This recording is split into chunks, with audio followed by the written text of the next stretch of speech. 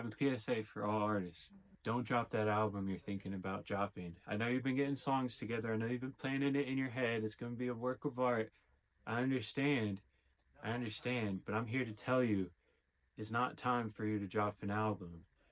Unless you already have a decent following, those 10 plus songs on that album would be much better used to help you grow that following. So when you drop the album, all the songs will get streamed. Of course, an artist can do whatever they want. If it's your creative vision and you don't care about growth and being a professional artist and making money, then do whatever you want. You're free to do that.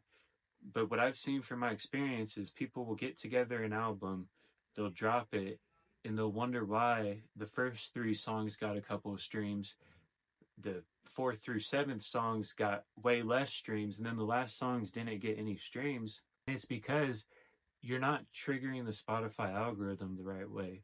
What Spotify wants you to do is pitch your releases to their playlists, and when you do it with an album, you can only pitch one song.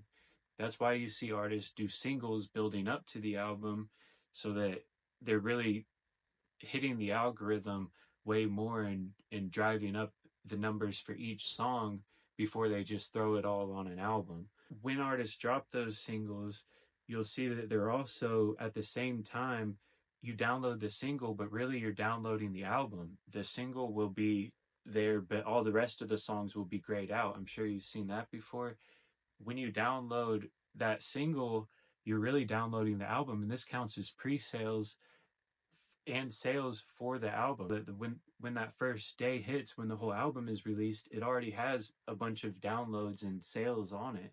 But at the very least, if you drop an album, I recommend almost dropping all the songs as singles and combining them as a compilation later, but at least doing like 3 or 4 singles or more.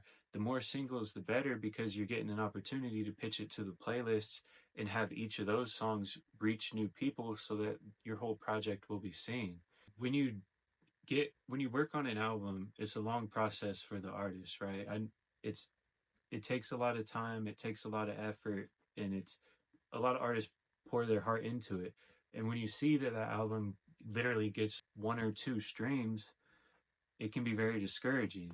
It doesn't mean that the album's bad, because really nobody saw it because of the way it was dropped on an account probably with very low Spotify followers. But it doesn't mean the songs were bad. Those same songs could have done much better as a single, getting more streams, reaching more people, and growing your following. And it also leads to more content. Even if you drop the album and you do content for every song on it, you don't want to drop all that content at the same time. Doing singles, or really busting the whole album into different singles, lets you get different time to promote each song independently and really build it up.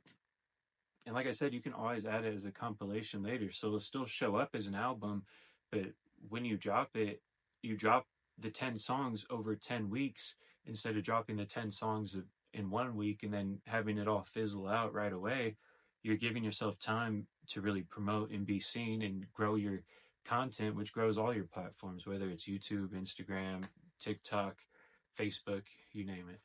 I know it can be a little crushing to the artist to hear that it's not time to drop the album that they're so dead set on, but I think it's important to know how to optimize your numbers, because a lot of artists, they want to drop that album, but they also want to grow their numbers. They want to be taken serious as artists and get streams and actually have a following of people that see that album too. If you have 10 to 20 songs for an album, I for sure recommend breaking that down into singles. 20 songs is literally half the year. If you do a single a week, there's only 52 weeks in a year, and that allows you to be able to work ahead and work on the content and do all the other things that you need to actually promote and sell the music, instead of just creating it, dropping it, making a new album the next month, dropping that to no listens, and then never really growing a following or ever letting the numbers snowball. When it comes to dropping an album too, most artists that are still at an upcoming stage don't even plan the rollout enough to make it make sense to do an album. When you think of a big artist, whether it's a debut album or any type of album, there's a lot of rollout that goes into making sure that the album is going to be seen. And if you're just planning to drop it on distrokid and post it to your Instagram, there's a good chance that that's not near enough. Labels put millions of dollars in budget behind promoting an album, getting that artist in different cities, getting billboards in different cities, running commercials, paying for collaborations. There's a lot that can be done to be seen as an album rollout that really you need to plan. When you pitch your song to the playlist on Spotify, you need a minimum of 1 week. So the maximum songs you can pitch to the playlist a year is 52 because you need a full week. That means you have to put the song on your DistroKid or whatever service a week before it releases. This gives it time to show up on your Spotify for artists and be pitched to the playlist. And that's just the minimum time. Really, you want to allow more time so that more playlist curators can find your song and add it to their playlist so that it gets more streams. During this time, you also want to be getting pre-saves. Like I said, big artists worry about that because that gives them numbers when the song first drops, and that helps it get more numbers. The more pre-save content you can do for each single leading up to the album, the more total pre-saves you're going to have on the album. To summarize, it optimizes your chances of being seen, getting streams, and getting followers to break an album down into singles. You can release a single every week and spend 10 weeks promoting the music and having content and pushing each song individually to do well and to grow your following, instead of dropping 10 songs in one day that really doesn't do well because you don't already have the following to stream it. And you can only pitch one song from an album. Just based on Spotify optimization, you're really kneecapping yourself if you just drop an album. It's great for content to do singles because if you drop an album and you promote 10 songs at the same time, it can be really confusing and your audience won't really grasp on to any one song. Dropping an album without a promotion plan and like a whole rollout of specific things you're going to do to make sure that people see it is also kneecapping yourself, because you really want to make sure that you're doing in a way what a label would do to help promote it.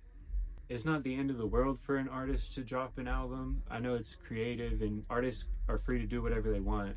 But as a professional audio engineer, if you're looking to get streams and to grow, I feel like you have to do that through dropping singles before you even worry about an album. Unless you have hundreds and hundreds of songs where you could drop an album a week and pitch to the playlist, really, it's not going to help you. It's going to get very low streams. But artists are free to do what they want. Subscribe for more. Peace.